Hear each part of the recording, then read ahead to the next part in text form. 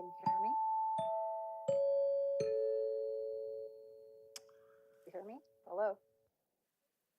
Hello, There everyone. you go. Translator services. Prior to us coming back to order, I'd like to refer anybody who needs translator services to Miss Paula Valbuena at the podium.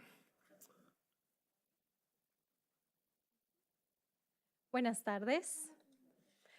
Habla Paula Valbuena. Si necesita servicios de interpretación al español, por favor llame al 1805-324-7680 e ingrese el código de acceso 385-658-982 más la tecla numeral. Este es un número totalmente gratis. Nuevamente, llame al número de teléfono 1805-324-7680 e ingrese el código de acceso 385-658-982 más la tecla numeral. También puede acceder a esas instrucciones en nuestro sitio web mcs4kids.com dirigiéndose a la parte inferior de la página en Quick Links y haciendo clic en Board Agendas para ir a la agenda de esta noche. De lo contrario, estoy gustosa de ayudarles en la parte de atrás. Muchísimas gracias. Thank you. Thank you, Ms. Valbuena. Welcome to the Modesto City Schools regular board meeting of June 17th, 2024. This meeting is now called to order. Report out from closed session. In closed session, the board gave direction to staff. Roll call. Trustee Brown. I am here. Trustee Daly. Present. Trustee Lopez. Presente. Trustee Marks. Present. Trustee Mejia. Present. Vice President Maestas. President Irvin here. Let the record reflect we have a quorum. And also a reminder that when voting, we'll also signify or raising our hands, and since we have a board member that's via Zoom, and call roll. Mm-hmm.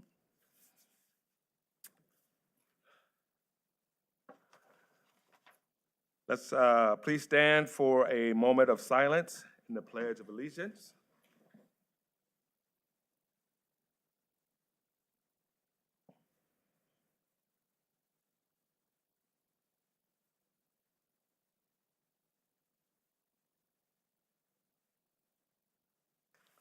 Our pledge. I pledge allegiance to the flag of the United States of America and to the republic for which it stands, one nation, under God, indivisible, with liberty and justice for all.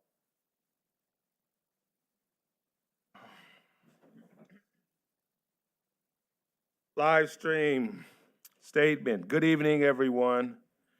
This open session meeting of the Board of Trustees is being live streamed at the direction of the board. The live stream is available on the district's website, and recordings will be available for viewing the day after the board meeting.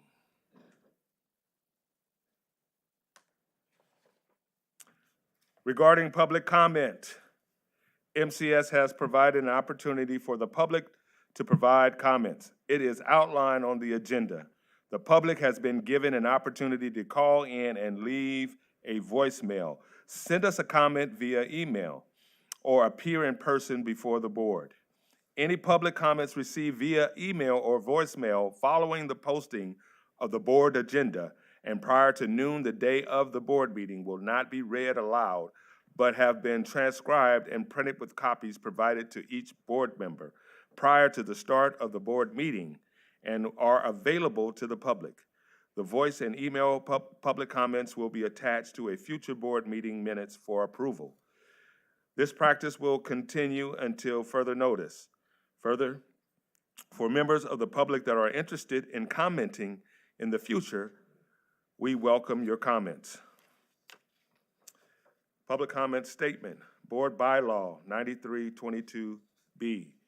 If you wish to address the board during the period for public comment on a subject not on the agenda, You must complete a public presentation request card and submit it to the board president prior to the period for public comment.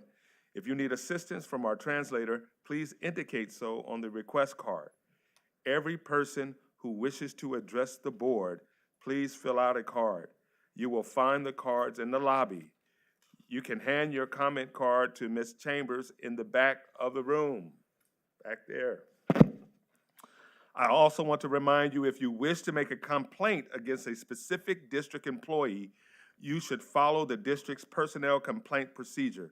Copies of that procedure are available in the lobby, as are agenda copies which outline the procedures we will observe during the period for public comment. The right to address the board does not exempt the speaker from any potential liability for defamation. If you plan to speak on the topic, please fill out a card now, as no cards will be accepted after the period for public comment has begun. The maximum time for any speaker is 3 minutes, for a total of 30 minutes. For those of you requesting translation services, an additional minute will be added to your comment time. A5, Superintendent Noguchi, welcome and announcements. Perfect. I'm going to keep it really short. This is the last board meeting of our school year, which is a pretty exciting place to be for my chair anyway, and for many of yours. I just want to take a minute and thank Cabinet, the folks that are sitting up here in these chairs. Oftentimes they're overlooked in my thank yous, but I couldn't do the work that I do if it wasn't for their strong leadership, their dedication to ensuring that we're doing the very best that we can for our students, and their strong work ethic. So thank you, Cabinet, for helping me work with the board and do the great things that we've done this year. I know that we have spent the greater part of the last 2 weeks really reflecting on the work of this year as we prepare for next year and the presentations and the PowerPoints, and I'm confident that what you will see at the very first couple board meetings and reflecting back to this year, you guys are going to be proud of what we've all accomplished together. So thank you. Back to you, President Irvin. Thank you, Dr. Noguchi. A6, our recognitions. We have Ms. Sharokina Shams. Thank you, President Irvin. Good evening, Board Trustees, Superintendent Dr. Noguchi, as well as our Modesto City Schools staff and families who are here tonight. During the recognition portion of our board meetings, we frequently recognize students and staff, but this is the time of year when we get to recognize our parent community. And as part of that, I'm proud tonight to introduce my colleague, Ms. Luz Martinez from our Department of Parent Engagement and Outreach, who's going to introduce us to members of the parent community who've been part of the Parents Making a Difference program.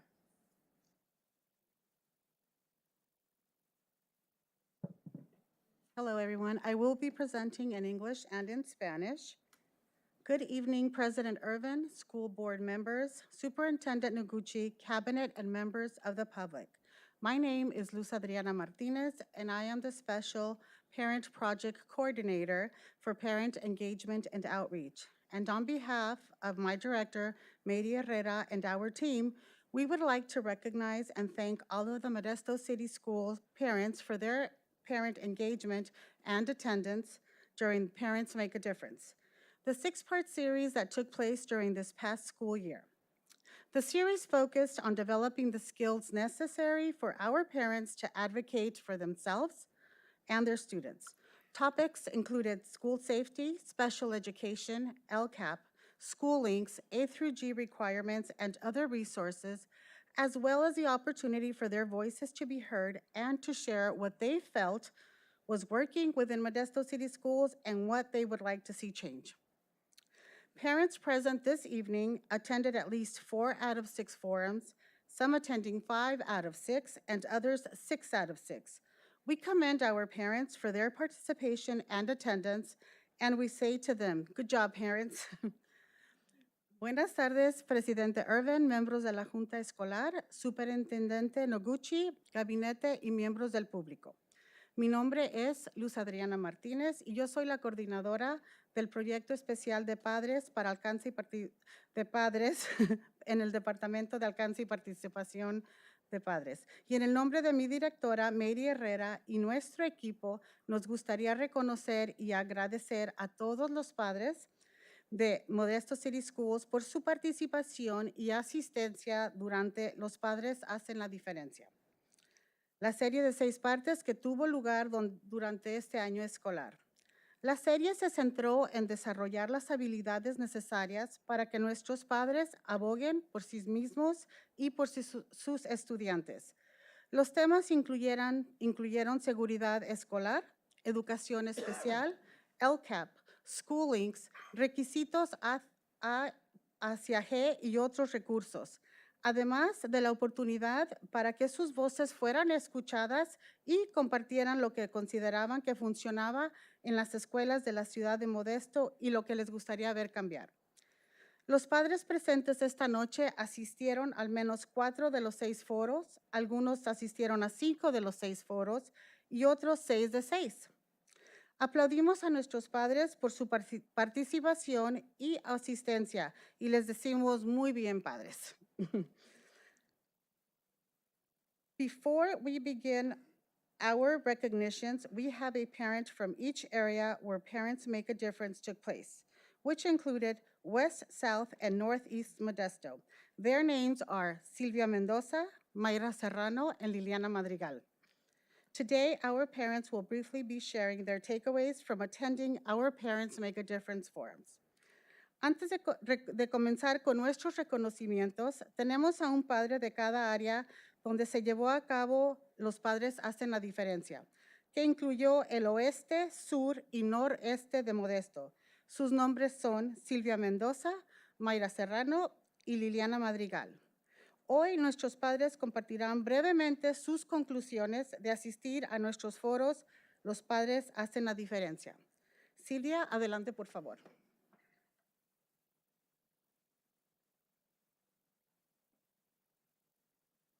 Buenas tardes, mi nombre es Silvia Mendoza. Soy madre de un estudiante de Mark Twain. Me interesa asistir a las reuniones de Padres Hacen la Diferencia en la escuela de Mark Twain porque son muy importantes e informativas, especialmente School Links, porque es una herramienta con muchas oportunidades para los estudiantes y busquen diferentes universidades para aplicar en lo que a ellos les motiva para su futuro.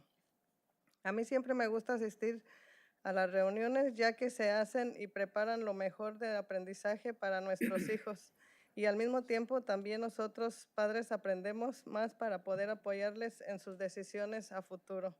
Les agradezco por su trabajo y esfuerzo y también por la disponibilidad de contestar o resolver cuando tenemos preguntas o inquietudes. Esperamos que sigan apoyando a todas las escuelas de Modesto para que sigan con estas reuniones, ya que son de gran importancia e información para todos. Gracias.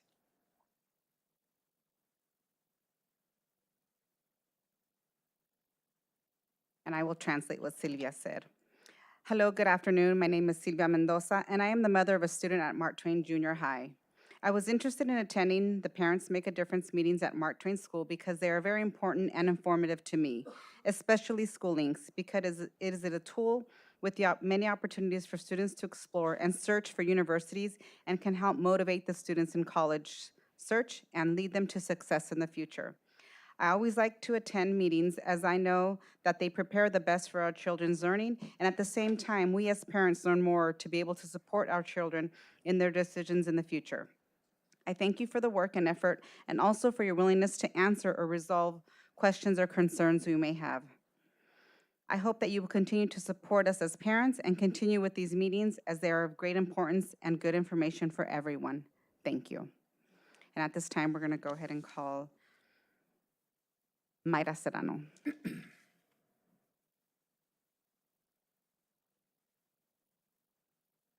Hola, buenas tardes. Mi nombre es Mayra Serrano y soy madre de 3 niños en diferentes escuelas en el distrito de Modesto. Asistí a las clases de Padres Hacen la Diferencia en la escuela Bret Hart, Henshaw y Modesto High.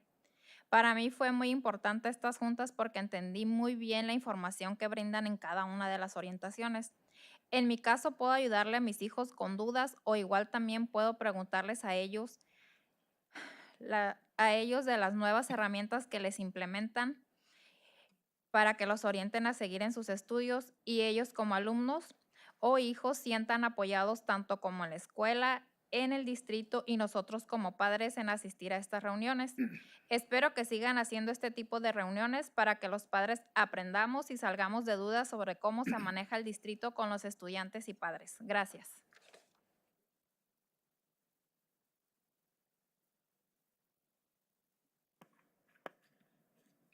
Good evening. My name is Mayra Serrano, and I am a mother of 3 children in 3 different schools within Modesto City Schools. I attended the Parents Make a Difference classes at Bret Harte, Hanshaw, and Modesto High School. These meetings were very important because I understood the information that was provided in each of the sessions. In my case, I can help my children with doubts and ask them about the new tools that have been implemented to guide them to continue with their studies so that they can feel supported at school. I also feel supported as a parent attending these meetings. I hope they continue to hold these types of meetings so parents learn how the district functions. Thank you. Now we're going to ask Liliana to come up. I'm sorry, my English is so bad. It's my second language. If I made a mistake like right now, be patient with me, please. Thank you. Good evening. My name is Liliana Madrigal, and I am a parent of one child at La Loma Junior High. I attended the Parents Make a Difference meetings at Downey High School, and these are very informative and important to me, especially the school links, the college and career platforms, because it is a great tool for students to explore and apply to different colleges, and it also helps with knowing what potential career they might want to have. As a parent, I feel I can take part of my son's college career planning. I'm grateful for these meetings. I really think it's very important that parents participate in all the meetings because it will show interest in their children's education, and it starts with us. One of the reasons I attend these meetings is that I care about my son and I want him to have an excellent future. Thank you for having me here this evening. I appreciate it, and thank you for everything, PEO staff. Thank you. Thank you. Oh, ¿lo leo español? Buenas noches, mi nombre es Liliana Madrigal. Yo soy madre de un hijo en la Loma Junior High. Asistí a las reuniones de padres hacen la diferencia en Downey High School y estas son muy informativas e importantes para mí, especialmente la plataforma de School Links para el colegio y carreras, porque es una gran herramienta para que los estudiantes exploren y apliquen a diferentes universidades. También ayuda a saber qué carrera potencial podrían querer tener. Como padre, siento que puedo participar en la planificación universitaria o profesional de mi hijo. Agradezco estos encuentros. Realmente creo que es muy importante que los padres participen en todas las reuniones, porque se mostrará interés en la educación de sus hijos y empieza por nosotros. Una de las razones por la que asisto a estas reuniones es porque me preocupo por mi hijo y quiero que tenga un futuro excelente. Gracias por recibirme esta noche, se lo agradezco. Y gracias por todo el personal de PIO, gracias por todo. Y mi hijo es el siguiente universitario, ese.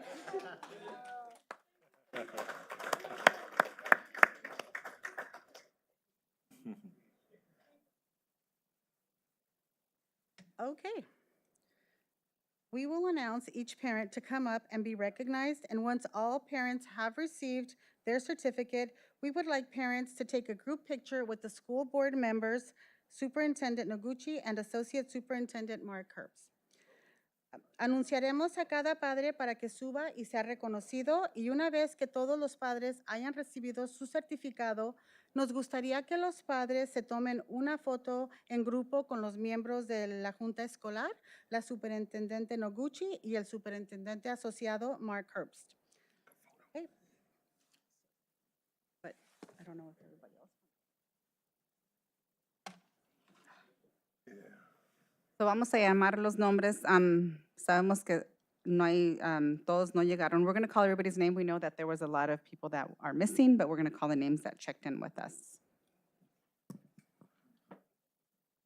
Cuando llamamos su nombre, van a levantarse y dar la vuelta en las sillas y luego van a venir aquí a recibir su certificado y dar la mano a cada persona aquí arriba en el panel, ¿ok? Vamos a comenzar con Elisa Camarena.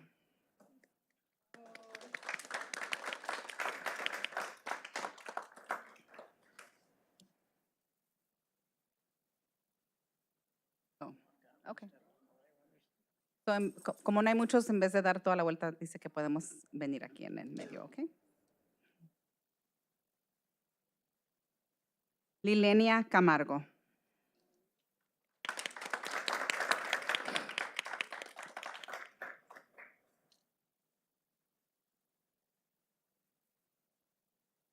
Gabriela López.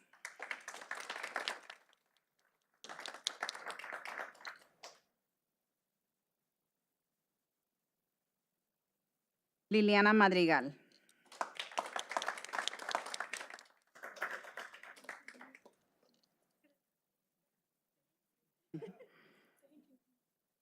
Silvia Mendoza.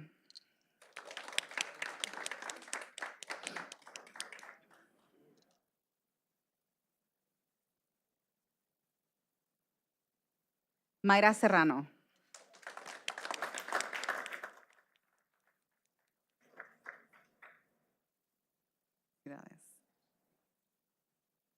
Daisy Tamayo.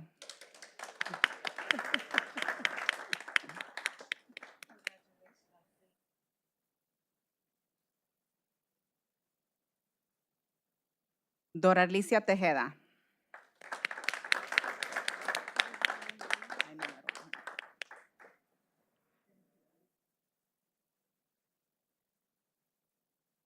We have one. Señora, ¿cómo se llama? ¿El apellido?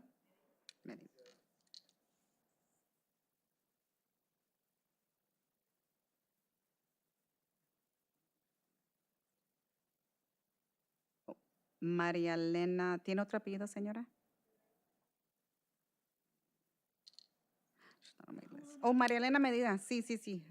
Pase para adelante, ahorita le damos su certificado, María Elena Medina.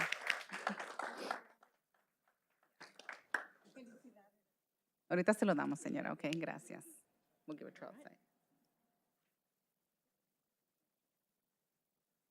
Gracias, thank you.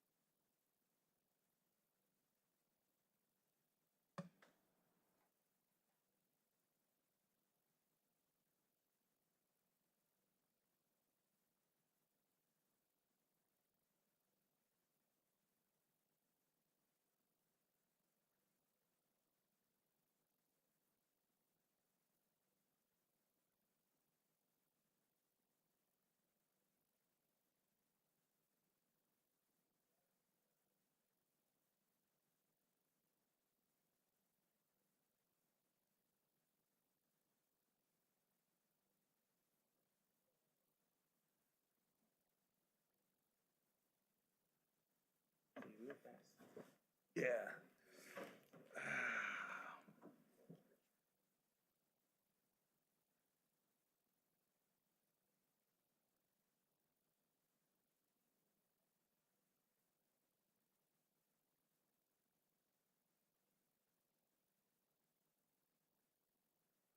Mm.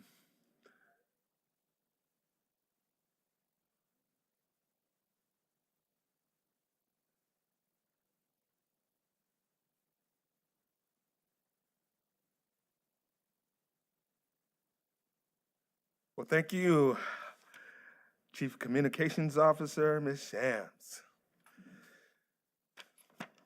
A7, Board of Education members' reports. Reports? Report this? Trustee Brown. Well, it's been just a short time since we had a meeting and not much happening in the district since we don't have students here, but I've been actively meeting with various parties regarding the bond committees and bond activities. So we're well underway. Would like to just put it out there that we are organizing our bond committee, and if there are members of the public that would want to participate in helping us with this measure, please be in touch with me through the district website. Trustee Daly. Thank you, Trustee Brown. I actually had the privilege, there isn't much going on, I agree with that one. So I attended the MS CFA meeting. That's the first time I've done that because I'm an alternate. And that, thanks to Mr. Zierli, I actually had the ability to understand the budget that they were presenting without too many questions. So that was very positive. But I did have the privilege to attend a very small concert put on by Johansson High because they were headed down to Disneyland. And unfortunately, it was a hot day and we had to be outside because they are redoing the HVAC in the auditorium, which is amazing. But I have not heard yet how they did at Disneyland and then the Disney Auditorium. However, the music that they presented, they did a really great job, and they took 3 students in the special ed program with them along to do the performance both in Disneyland and at the Disney Auditorium. So I thought that was really awesome. It really put that emphasis on inclusive with those students from special ed being able to go with them. I thought that was really great. And I was able to talk to a couple of the parents from them. So, yeah. And myself, Cindy. Oh, Cindy. No worries, I don't have a light, so thank you for not forgetting me. I just had a few. I attended the SAPFA meeting, and that's a Salida Area Public Facilities Financing Agency, and it collects the Melrose. And at that meeting, we only have 2 meetings a year. We had 2 from the public that attended from the Salida MAC, and their question was about the taxes and when will they conclude. And so we were able to share with them, and I believe it was 2028. So there's a lot that has to happen to be able to make that finalized and for them to complete all those, but they're looking forward to it, and they wanted to know so they could take it back to the Salida MAC and share that with their community because they get questions about that quite often. I also attended the Clergy Council meeting, and at that meeting, they shared some of the statistics that are happening in Modesto that are positive, and we've had a 22% drop in Modesto homicide rate, a 20% drop in robberies, and a 15% drop in violent crime. And so because I also had prayer breakfast that week, I could share kind of a little bit about what happened in our community and the positive things about that. But I also was able to share some things about Modesto City Schools. And so I shared about Gregory High School receiving distinguished schools. I also shared about Downey High School students when they did the tax returns and helped with United Way and helped over 100 community members with their taxes this last year. And then Elliott, they had more than 100 graduates from last year. And so it was great to share some of the positive things happening in our community and hear all those things at the Clergy Council meeting. And so that concludes my report. Thank you. Thank you, Trustee Marks.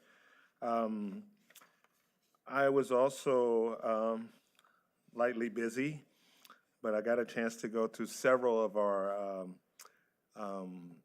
lunch sites, free lunch sites at several of our parks, and watched how our nutrition staff served and interacted with our parents and students in the community. And it seems like students and parents are taking advantage of the opportunity to get the free lunch. Also participated in the prayer breakfast that was actually coordinated by Trustee Marks at the Event Center on McHenry Avenue. I just don't remember the name, but it was a very, very good event, early in the morning, 7 a.m. And then also attended the Juneteenth celebration, which Wednesday is the official holiday, but many of the celebrations take place on the weekend. And so we were at Grisada Park, and I was actually there with 4 of our students, Modesto City School students, actually volunteering to help set up all the booths and the DJs and things there to help out as volunteers at the Juneteenth. And that was it. All right. A8, approval of consent agenda. Are there any comments regarding consent agenda items? Trustee Daly, or is he still? No. Okay, please come to the podium and address the members of the board, stating your name for the record. After the final speaker has spoken, the law limits the response of board members and prohibits the board from taking any formal action. So, do I hear a motion to approve the consent agenda? Motion by Trustee Mejia, and second by Trustee Brown. Roll call. Trustee Brown, Aye. Trustee Daly, Aye. Trustee Lopez, Aye. Trustee Marks, Aye. Trustee Mejia, Aye. Vice President Maestas absent, President Irvin, aye. The motion carries. A9, approval of order of discussion items. Do I hear a motion to approve the order of discussion items? Moved by Trustee Mejia, second. Trustee Lopez. Roll call, Trustee Brown, Aye. Trustee Daly, Aye. Trustee Lopez, Aye. Trustee Marks, Aye. Trustee Mejia, Aye. Vice President Maestas is absent, President Irvin, aye. A10, period for public presentations. Board Bylaw 9322B. This takes us to the period for public presentations. Thank you for attending tonight's meeting and showing interest in our schools. I have 0 cards. 0, is that right, Ms. Chambers? 0, okay. B1. B1, Modesto Teachers Association report. A report. B2, California School Employees Association report. Is the president or vice president? Oh, fine. How you doing? Hi.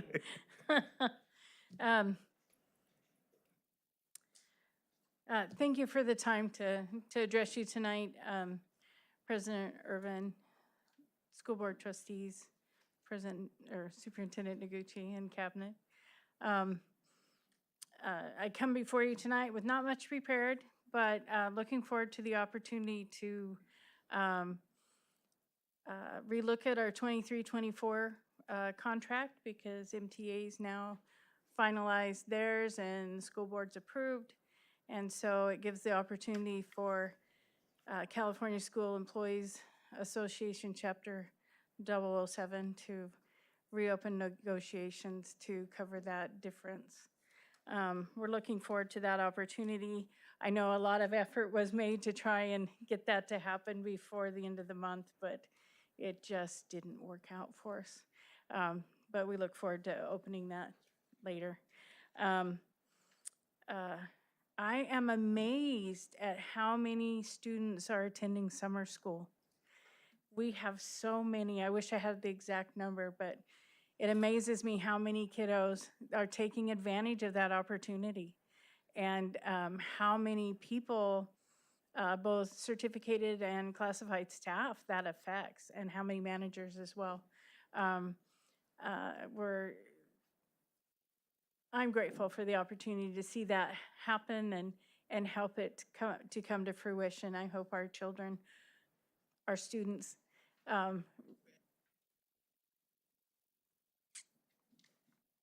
able to progress because of the opportunity provided. Truly, every student matters. Thank you for your time tonight. Thank you. B3, report on the local performance indicators. Mr. Stephen Hurst, not Herbst, Hurst.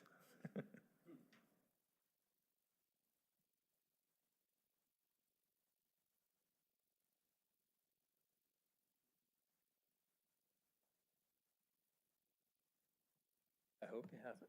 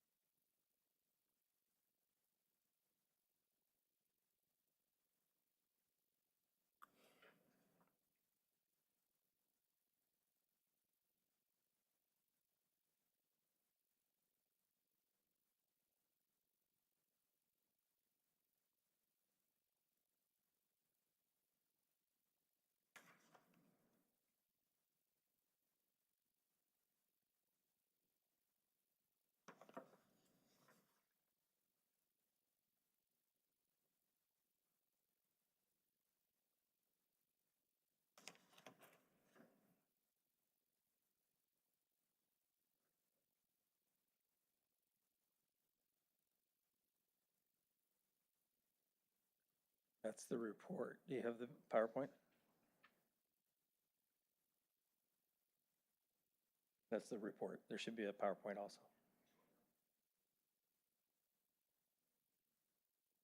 If not, we can just go.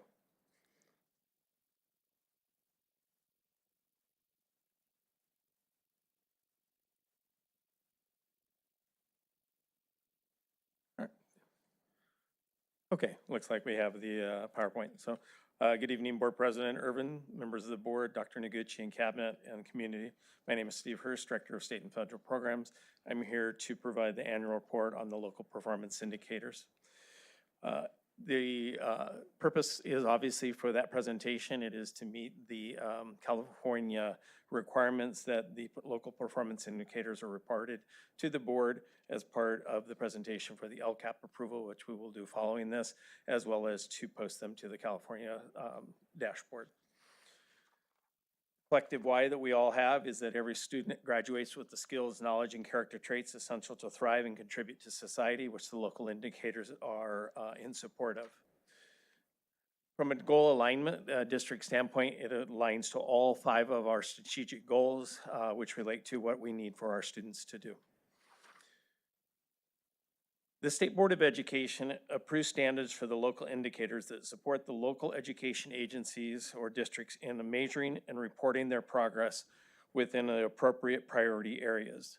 For each local indicator, the approved standards include measuring progress on a local indicator based on locally available information, reporting the results to the governing board at a regularly scheduled meeting of the board, to stakeholders as well as the public through the data dashboard.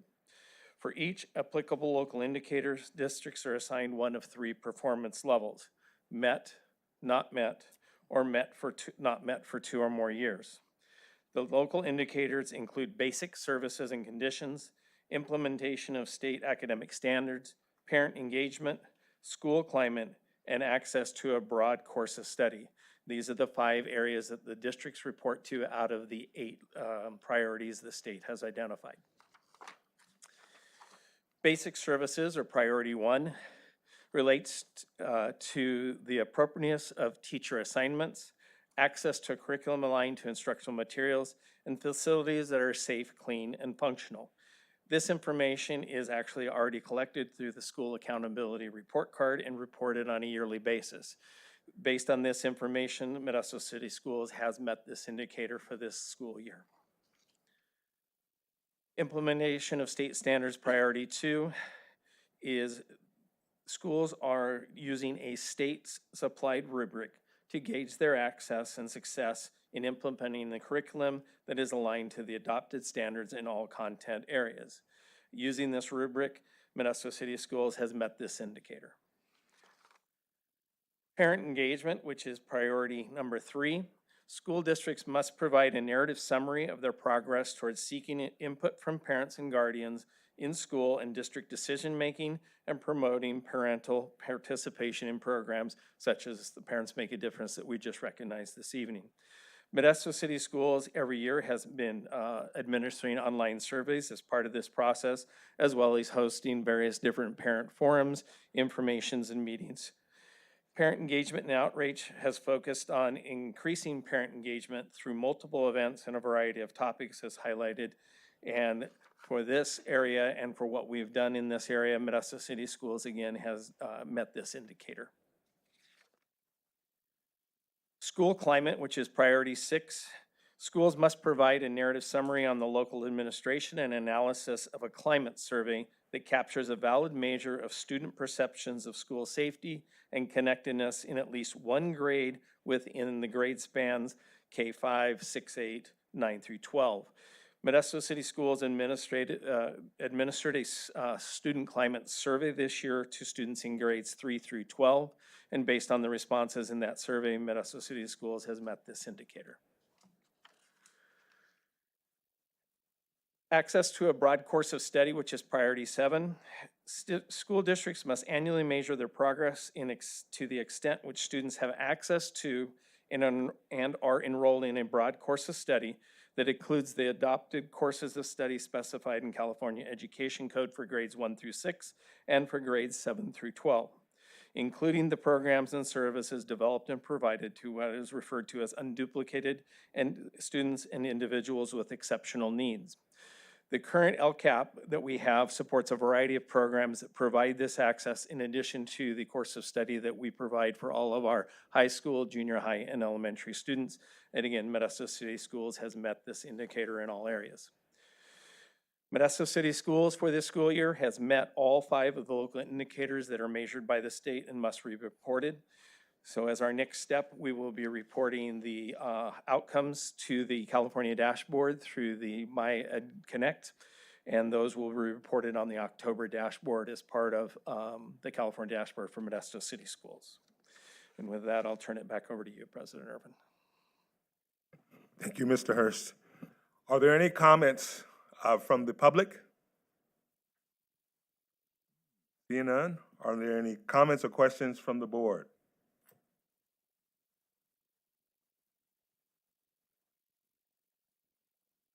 Seeing none. Well, we'll move on to B4.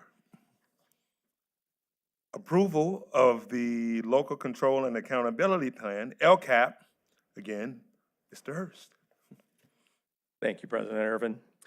Tonight, we're here to seek approval of the new 3-year 2024 through 2027 Local Control and Accountability Plan, or LCAP. The LCAP is a 3-year plan that describes the goals, action, services, and expenditures to support positive student outcomes that address the state and local priorities. The state has established 8 priorities, of which the outcome of the local indicators is required to be presented in the board, which we have just done in conjunction with the LCAP adoption. The LCAP is aligned to Modesto City Schools strategic goals, the new strategic goals for 24 through 27, which were presented, and it was presented at the June 3rd public hearing. The LCAP was developed through a collaborative process with involvement from a variety of educational partners. The LCAP committee and the District English Learner Advisory Committee, or DLAC, have reviewed the plan and provided input. Additionally, the plan has been reviewed by the Stanislaus County Office of Education for compliance. Community input from the public hearing was also reviewed. The LCAP addresses all 5 of Modesto City Schools' strategic goals and has actions and services identified to help meet those goals. Some of the highlights are the continued support of full-day TK and kinder, increased supports for social and emotional, MTSS, expanded remediation and enrichment opportunities, team teaching for algebra, support for English learners with a specific focus on long-term English learners, support for professional development and leadership development, the parent ambassadors with a focus on increasing our parent engagement, technology support, recruitment and retention with a focus on employee wellness, and being fiscally and operationally sound. The LCAP plan presented today also has the proposed expenditures related to providing these actions and services and correlates with the budget adoption that is scheduled for approval this evening also. It is recommended that the board approve the Modesto City Schools 2024-2027 Local Control and Accountability Plan. Thank you again, Mr. Hurst. Are there any comments from the public? Seeing none. Are there any comments or questions from the board? Trustee Brown. No questions, just a comment of gratitude. I know it's a monumental task to put this document together and takes a lot of input from all sectors of our district and our community. And I just want to thank you and your team for making this happen, for putting our goals out there and making sure that we have the funds available so that we can reach and be striving towards the things that we've set as being the most important. So thank you. Thank you. Trustee Marks, do you have anything? Okay. I want to make sure I don't skip you this time. I have a question. Since it's a 3-year living document, so there is, I know there is, as part of the LCAP plan, to be able to tweak it if you needed to add something or something that wasn't working, shift some things if need be in terms of funding or programs and things like that. That's still the possibility, right? Or still a... Yeah, the plan is a 3-year plan, but it is subject to a yearly review and revision as needed, with some goals obviously having to be maintained for the 3-year period of time. Same thing for funding. We can look at priorities of what we have, what do we need to make sure we continue to fund, and is there anything new that we have the funds to support? Okay, thank you. That's all I have. Okay, do I hear a motion to approve? Been motioned by Trustee Mejia.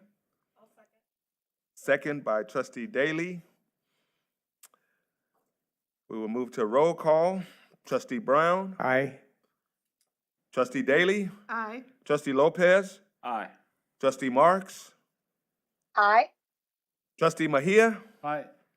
Vice President Maestas, absent, and President Irvin, aye.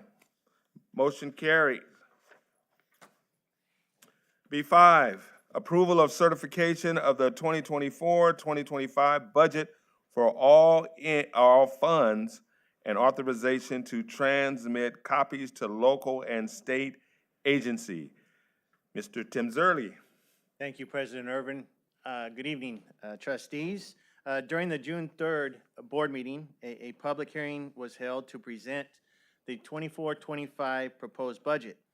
And while our district's proposed budget is in balance with sufficient reserves for economic uncertainties, our budget does recognize that subsequent fiscal years are dependent upon a certain level of continued local control funding formula and will need to be monitored closely to determine if necessary budget reductions are needed to ensure fiscal solvency and alignment with the proposed local control and accountability plan. It is recommended that the Board of Education approve the 24-25 budget for all funds, certify the budget, and authorize staff to transmit copies to local and state agencies. There were no revisions from the public hearing presentation 2 weeks ago. Okay. Thank you. Are there any comments from the public on this agenda item? Seeing none, are there any comments or questions from the board? Seeing none. I will entertain a motion for approval. Been moved by trustee Lopez and seconded by trustee Mejia for approval of a certification of the 2024-2025 budget for all funds and authorization to transmit copies to local and state agencies. Roll call, trustee Brown, Aye. trustee Daly, Aye. trustee Lopez, Aye. trustee Marks, Aye. trustee Mejia, Aye. Vice President Maestas, absent, and President Irvin, aye. Motion carries.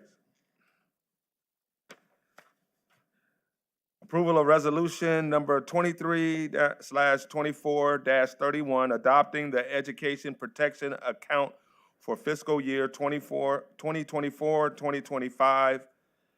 Mr. Tim Zerly.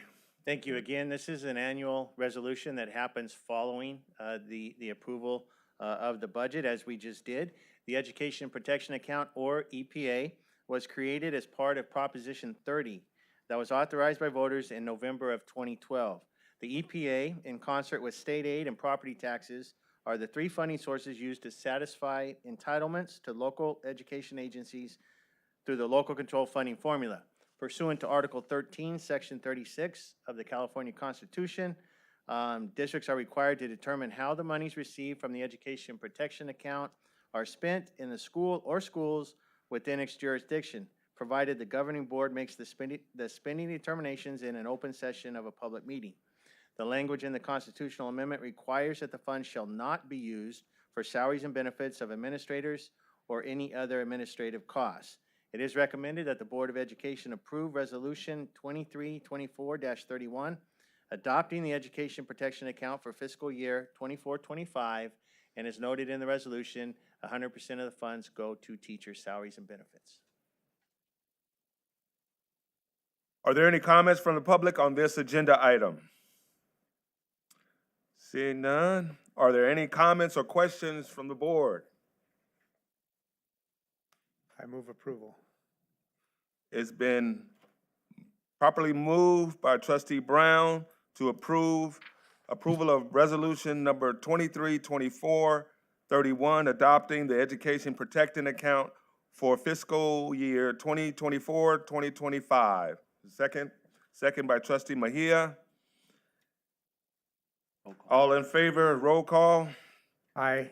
Trustee Brown, trustee Daly, Aye. trustee Lopez, Aye. trustee Marks, Aye. trustee Mejia, Aye. Vice President Maestas absent, and President Irvin, aye. Motion carried. B7, approval of authorization to utilize their interlocal purchasing system, TIPS, Region 8 contract, number RCSP 21101 for the construction of synthetic track and field facilities at Fred C. Beyer and James C. Enox High School. Mr. Zerly. Thank you again. We do have a presentation, a brief presentation for that will cover this agenda item, B7, and also the next agenda item, B8. So as you see on the title slide here, it's not only for the construction of synthetic track and field facilities, it's also the purchase of swimming pool components for Grace Davis and Joseph Gregory High Schools. They are two agenda items, but we're doing one presentation that will cover both of them. Normally, construction projects are approved with the consent agenda, but due to the timing of this during our summer break, we want to have the opportunity for full transparency for these recommended project approvals, and we'll discuss why about that. But these are Measure L recommended, Measure L funded projects for the high schools that you see. We're going to do a quick review on Measure L site project phasing. The current Measure L bond projects that are in planning. We'll talk about swimming pool additions and then synthetic track and field additions and comments and questions. This aligns with our collective why, the MCS vision. Every student graduates with skills, knowledge, and character traits essential to thrive and contribute to society.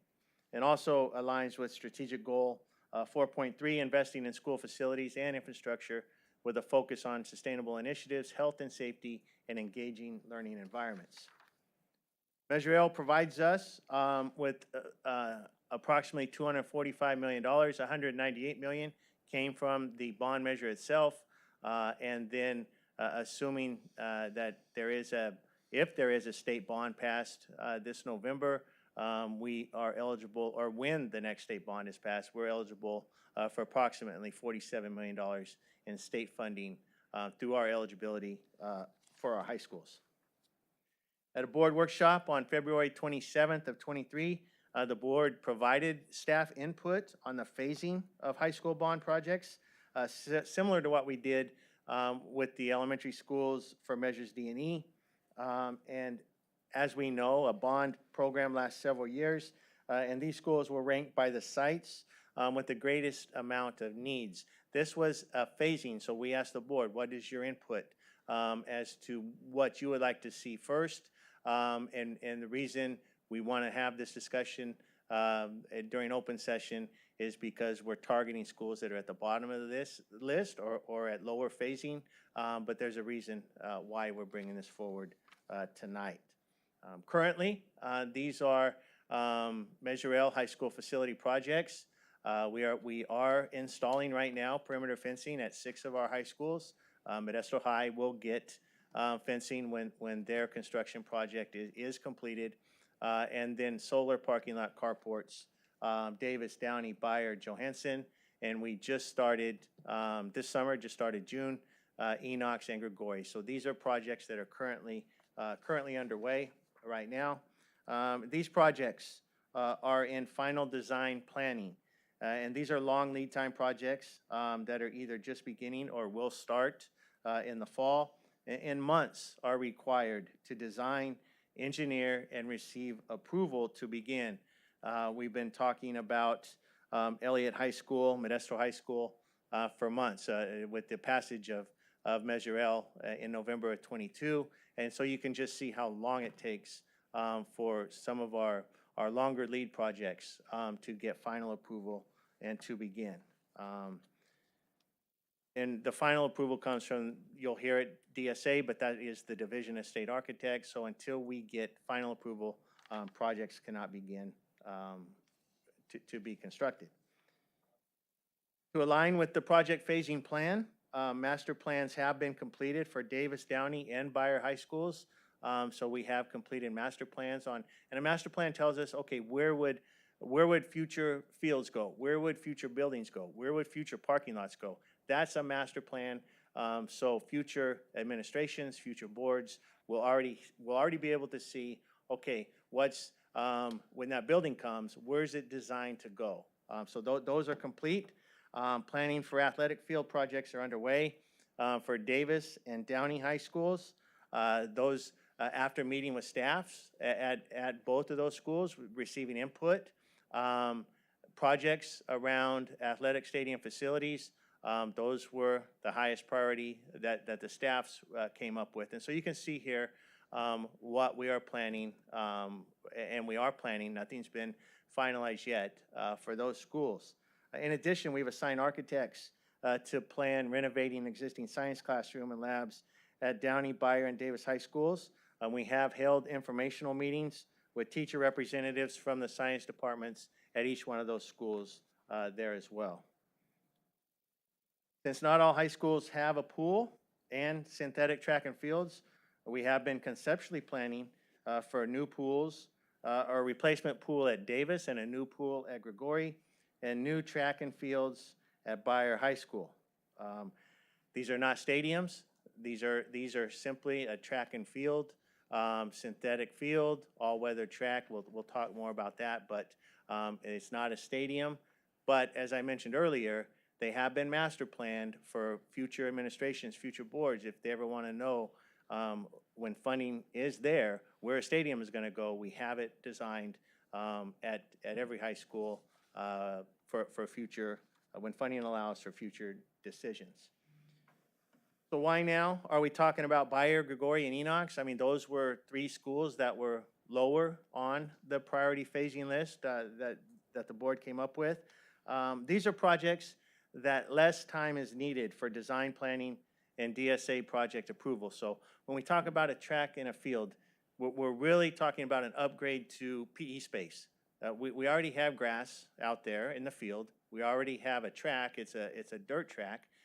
So there's not a lot of engineering review. There's not a lot of ADA review because we're just improving our space we have. When we start talking about restrooms, lighting, scoreboards, then we're talking more engineering, electrical engineering, ADA access to the restrooms, to the buildings, to the facilities, parking. But since initially we're only improving our existing grass and track area, which is a PE, it is a PE area, less time is needed. We can go to DSA. We make what's called an over-counter appointment. We go there, show them the plans, and our architects are probably in and out in a couple of hours for these type of projects. It's the initial phase only, but when we start talking about future phases that include lighting, scoreboard, restrooms, then we're going to need longer time. What we're including in the first phase, if approved, there will be infrastructure in place under the field, under the track for future lighting. Conduit will be provided, so we don't have to go back, dig under the track, under the field at a later time when the recommendation is to add lights or add scoreboard or add something to the track and field area. Once completed, all high schools will have swimming pools for aquatic sports. Right now, Grigori does not. And with the exception of Modesto High School, all high schools will have the same all-weather track surface for practice and events. The addition of synthetic fields will provide better opportunities for our fall and winter sport practices. So we go in from football right into boys and girls soccer. A lot of times our grass fields don't do well with sports one right after another. So by the time we get to soccer, a lot of the grass is worn away, especially if we have a rainy winter like we've had the past couple of years. And this year we're also including girls flag football. It begins this year, so we have another sports team that needs to utilize a field area, and so a synthetic field will help us maintain the conditions throughout the fall and winter sports season. We recommend approval of agenda item B7, excuse me, which is construction of synthetic track and field facilities at Bayer and Enox High School. And we're also recommending approval of agenda item B8, which is purchase of swimming pool components, parts, and ancillary accessories for Davis and Grigori High Schools. Bertha Pools is what we are recommending. It provides a patented pre-engineered modular pool system, features stainless steel panels, and that helps us to attain perfect waterproofing. What we're finding at some of our older swimming pools, Bayer in particular, Modesto High School, is that we're constantly trying to find out why we're losing water. There's somewhere that there's leaks happening. So this design will allow us to have waterproofing for the life of the pool. Just for example, right now, the Olympic swimming trials, if you saw those on TV, they're in Indianapolis. They're using a Bertha pool. That is right now the pool that was constructed temporarily for the Olympic swimming trials that are going this week. With that, I'll turn it back over to you, President Irvin, for any public comment. Yes, thank you, Mr. Zerly. Are there any comments from the public on this agenda item? Seeing none. Are there any comments or questions from the board? Trustee Brown. Yes, Mr. Zerly, when we looked at these prospective plans for the sites for possible additions to athletic fields and possible stadiums, the location of the track for Bayer, is that in the location that we would use if we were to add a stadium? And is there room surrounding that track for us to add that at some future point? Yeah, it's a great question, and I apologize if I wasn't clear. The track and field is in an area that will be at some point in the future a stadium, or could be a stadium. It's designed for bleachers. It's designed for a concession stand, restrooms, team rooms, lighting, everything that you would see at Downey Stadium, Johansson Stadium, or Grigori Stadium right now. So not necessarily the size of Johansson, but everything you see at a stadium is master planned in the area that the track and field are going. So is that a relocation from where the track is now? It is. It's close to Sylvan Road. It's at that end of the campus. The point is here is in the future, we'd like the ability to bring softball onto the campus from the city park, and so this gives us the best opportunity to do that in the future, again, when funding and time allows. Good. My interest is that if we're going to put a track in, we don't want to have to move it if we do a stadium. So Absolutely, and that's the point of the master plan, is it's been designed in a location that is best not only for now, but for future use. Parking's considered, restrooms are considered, and access is considered as well. So same question for Enox. Will there be a relocation of the existing track? The Or is existing that track will be removed, and it actually will, at Enox, it'll go in the other direction, which is typical for a stadium field and track. Yes, so the existing track field area will become just a grass area for auxiliary soccer practice or other PE or other sports activities. Okay, so once again, with the master plan for a future stadium on that same site. Absolutely. Perfect, thank you. I think that is clear for not only me, but for the public. Trustee Daly. I have questions about the pools. So Davis Pool is damaged in some way, and that's the reason that one has to be replaced. Is that right? Davis is, yes, and it's too shallow for some of the higher level competition. So we're able to get away with league games, but we can't have any we can't have any playoff games there because the depth is not deep enough for water polo activities. The larger boys can actually touch the bottom. It's not deep enough, and that's, yeah. So it is giving us problem. That's another one that we constantly are chasing the loss of water, equipment issues, but it does have a pool now. It's just not adequate for today's aquatic sports environment. And then, am I remembering, I might be remembering incorrectly. I didn't think there was a plan at Grigori for a pool, but now there is. Grigori, and going back to when it was built, Grigori, in Grigori's master plan, there is a spot for a pool. It was designed for a future pool. We knew that's where it was going to go at some point. We knew Grigori was that school that did not have a pool for aquatic programs. They have to go use Davis or Downey or even Enox. They have to practice at an alternate location. And because when we start talking about what's a quick project we can do to really show the community that hey, we're putting the dollars back quickly into projects, this was one that just came about as an opportunity for us to do something for Grigori. The space is there. It's really an easy project from design and implementation as far as the pool goes. But you're right, it wasn't something that was initially, you saw where they were on the phasing. It really wasn't something that was on the initial quick strike projects to begin with. And then how long is it going to take to complete the projects? We would, I would say we're hearing anywhere between 12 and 18 months is how long it takes, is what we're hearing, but it could be sooner than that depending on, Grigori should be fairly simple. The space is already there. We know where this pool is the hole's going to be dug for this pool to go in. But we like to err on the longer side because there's a lot of delays in construction post-COVID that we don't have control over. Right. And what's the life expectancy on the pools?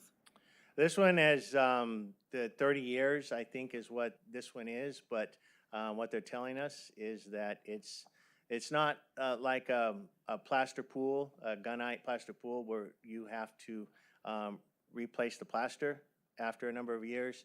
It's stainless steel, so it will not have to be replaced. Nice, thank you. Trustee Brown.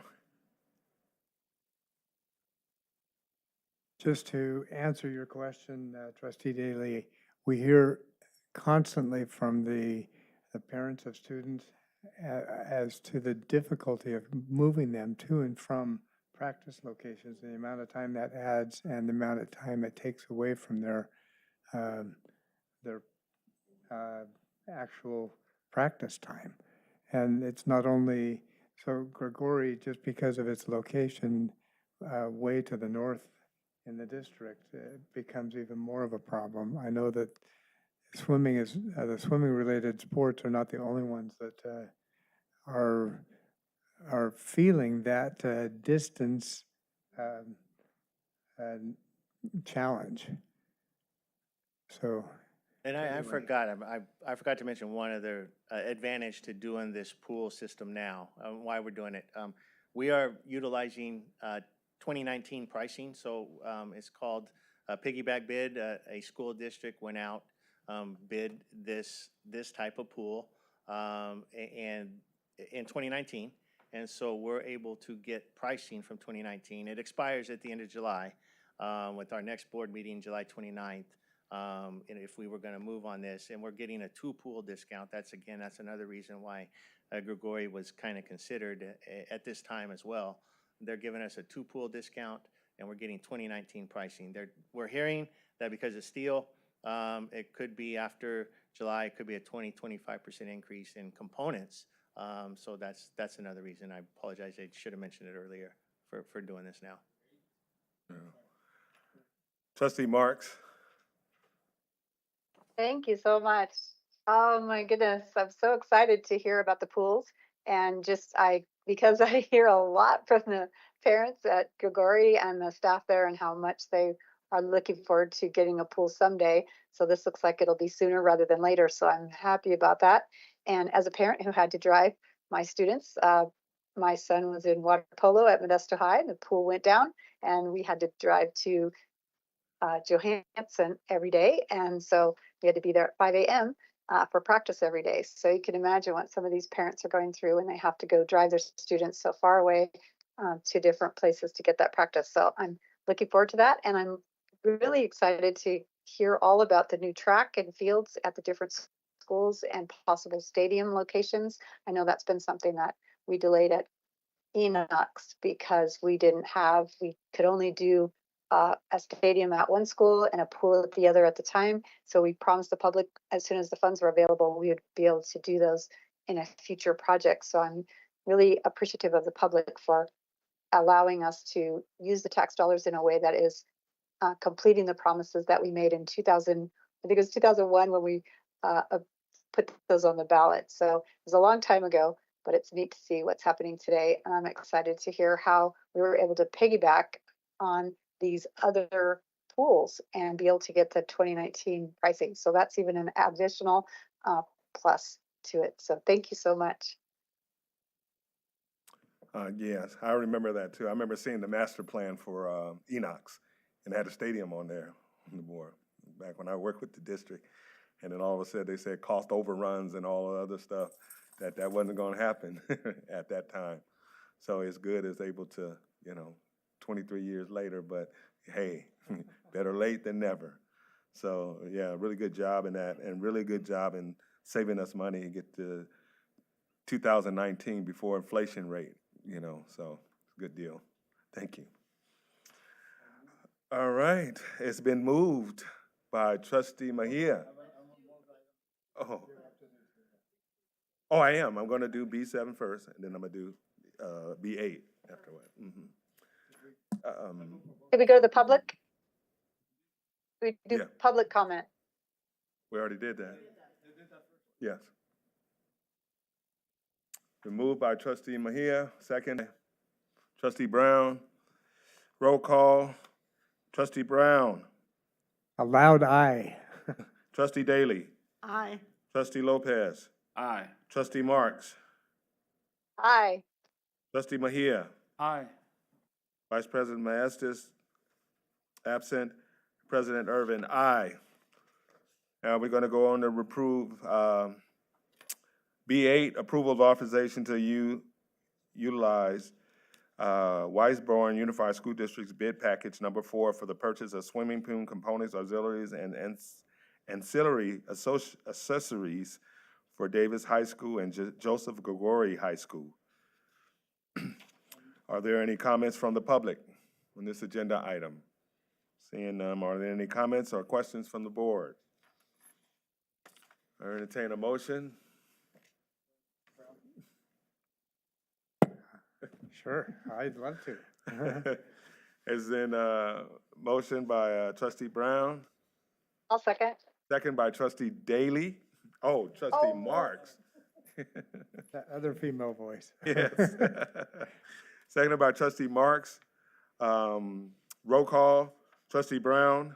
Aye. Trustee Daly. Aye. Trustee Lopez. Aye. Trustee Marks. Aye. Trustee Mejia. Aye. Vice President Maestas, absent. President Irvin, aye. Motion carried. B9, approval of first reading of proposed revision of board policy BP 3350, travel expenses. Mr. Zerly. Thank you again. I apologize to my colleagues for monopolizing all of the agenda time, but bear with me here for one more. This is first reading and review of language revising board policy 3350 for travel expenses. The current language is being recommended to be modified to allow employees to receive reimbursement for tips related to allowable transportation expenses incurred while conducting approved district travel. For example, a transportation network company such as Uber or Lyft is currently an allowable expense, including mandatory taxes and fees, if the travel is incurred in accordance with district policy and the method of travel is in the best interest of Modesto City Schools. This revision to board policy 3350 will allow the employee to include a tip as part of the transportation expense claimed.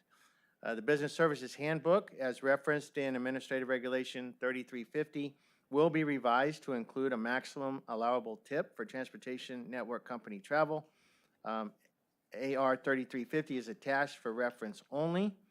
We have found that the state government and the federal government allow for up to 20% tip reimbursement for what is called transportation network company or taxi service tips.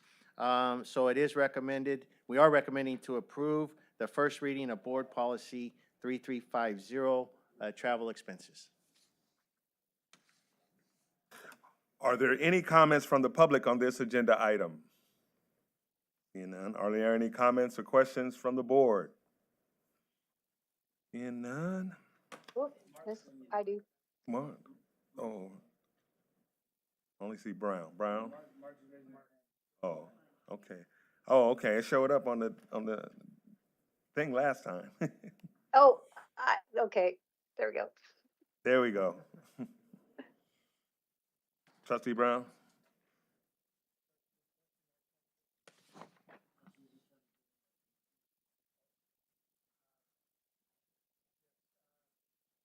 Microphone. So will the allowable percentage be indicated in the AR or the recommended percentage? It'll be indicated in the, and as noted in the AR, it says, please refer to the Business Services Division Procedures Guidelines and General Information Handbook for details on allowable expenses for traveling. It talks about hotel accommodations, transportation expenses, so it will be outlined in that.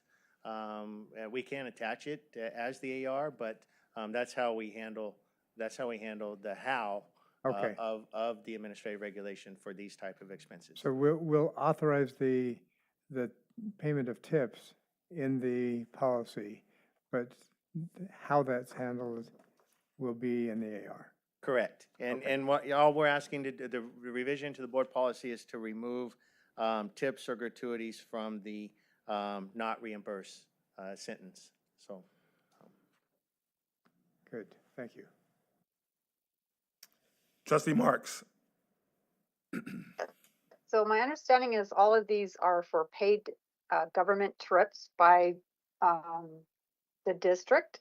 And so I just in my own thinking and reflection, believe that I would rather have the people and us pay our own tips and not have the government pay for the tips. And so I'm going to vote no on this. I just wanted to let you know that. Duly noted. Trustee Lopez. I wasn't a cute, but I took myself out. But I mean, I understand, and I mean, being a part in going to conferences and, you know, getting off the Uber ride and then not pressing that tip button because we know that, you know, because we don't want it to show up on our on our receipt, right? And I understand that the tipping culture has grown. I mean, I would also like to see something where, I mean, I know that we're allowed, or the recommendation is 20%, but I would like to see something more in the 15% because I think that would be standard, and it doesn't. I think it also keeps in mind that it's not our own money, right? That will be used, but the taxpayers' money and the district's money. So I understand both sides. I know we want to show our appreciation to our drivers. I understand the tipping culture and where it's going, but I also understand that this is money from government. So with that being said, I would like to make a recommendation of 15%. And if not on there, maybe something where we say we would highly recommend 15%, but you're given that buffer to 20. But I don't know. That would be my insight. Well, you can always do a customized tip on there, like you said, for 15%. So what you're referring to is the AR. We can certainly take that into account for the board policy. It's just the language piece, but we hear what you're saying. Yeah, definitely. Yeah, where we can say like, hey, we highly suggest 15%, but if you have to, you have up until 20%. Trustee Daly. I just want to, like, Trustee Marks has a really good point in reference to tips. I've been a tipped employee several times over the course of my career. And yeah, I have to agree with that. I don't know that the government should be paying that. I don't know that we should be reimbursing that. I don't want the Uber driver necessarily to go without a tip, but we have to think about the fact that it's not our money. I would just like to add to that. I mean, well, not add, but also, you know, realizing we're on official business, you know, for the district. And for me, I don't think it's fair to our employees to have them have an expense on official business. You know, unofficial business is different, but official business, I think they should hold on to as much as their personal spending while on official business. And I also agree with Trustee Lopez in the amount it should be, because I think that's not unreasonable. But if we build this into our budgets for travel, I don't see or understand that. I mean, see a problem, but there are on official business. So with official business, I mean, most businesses, both private and government agencies, cover tips that I know of. So that's just my 2 cents. Trustee Brown.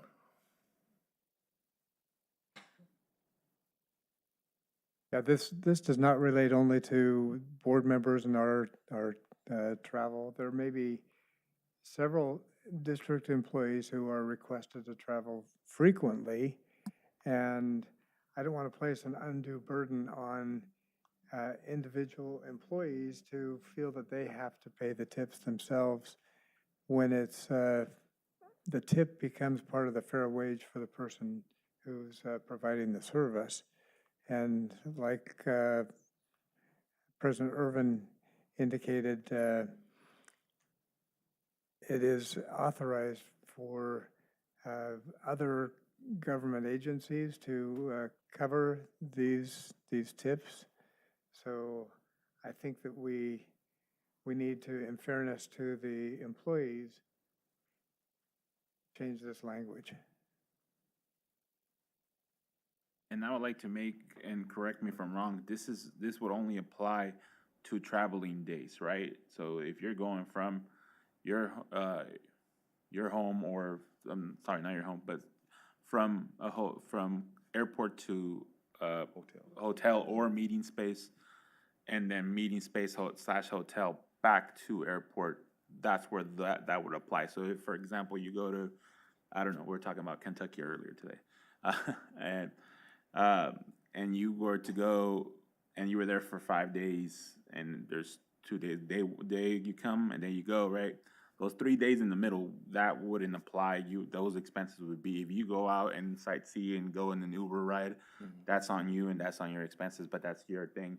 As opposed to because of your work, you have to be present at that meeting or at that meeting space, and then that would be where those things would apply. Just so people understand that it's not something where if you're moving every time you move, that will be covered by the agency. But it means when you're traveling on behalf of the agency or for agency business, that's where that would apply.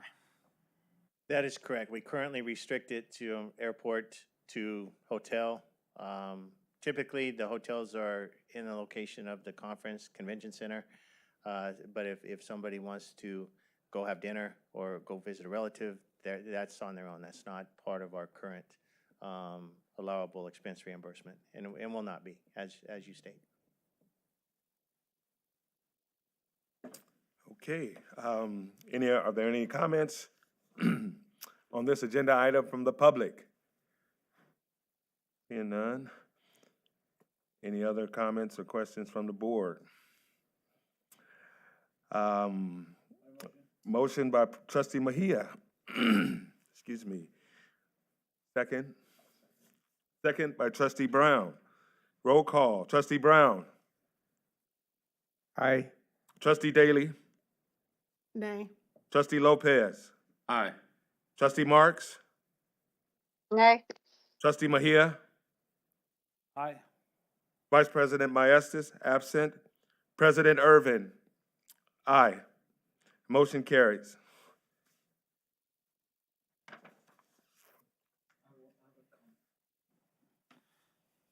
Go ahead, Trustee Mejia. Whatever. So Trustee Mejia asked, he'd forgotten to say something earlier in report, so I told him to wait to the end of the meeting. Yeah, I totally forgot, and I looked that way and I saw Mike and I said, like, why didn't you Mike wink at me or something? So we were part of I'm super excited. We're part of a celebration, the opening of the newest state park in California. It's about 8 miles from here. Is Dos Rios State Park, and Mike and I think your family was there with you.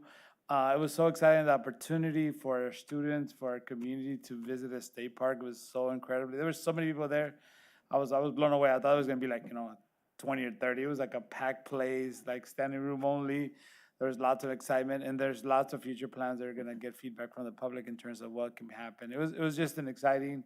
I know a shout out for 12 River Trust, which is one of our district partners as well.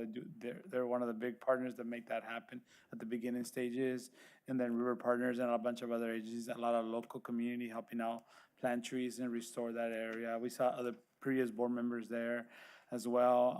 So it was just an incredible, and I just wanted to celebrate. And I thought, I can't believe I forgot about it. And it's just a gem, 8 miles literally from here. I put it on my maps, and it's 8 miles to get there. And I'm just excited about the future opportunities for our district. There was a lot of conversations that they want a lot of kids' field trips to be there. And there's a lot of resources and opportunities with there's even state grants and stuff like that that could leverage from our district. Any camping? Yes, there will be also, I think that's gonna be one. Yeah, the campgrounds aren't done yet, but they have a plan for a campground there. So it's, anyways, I want to just put it out there just because it was something positive and I totally thought, I forgot about it and I wanted to comment before the meetings. Okay, we'll give you that one. G2, items to be placed on future Board of Education agendas. Does anyone have any items? Seeing none, adjournment, no. Been moved by trustee Mejia, seconded by trustee Lopez. Roll call? Roll call.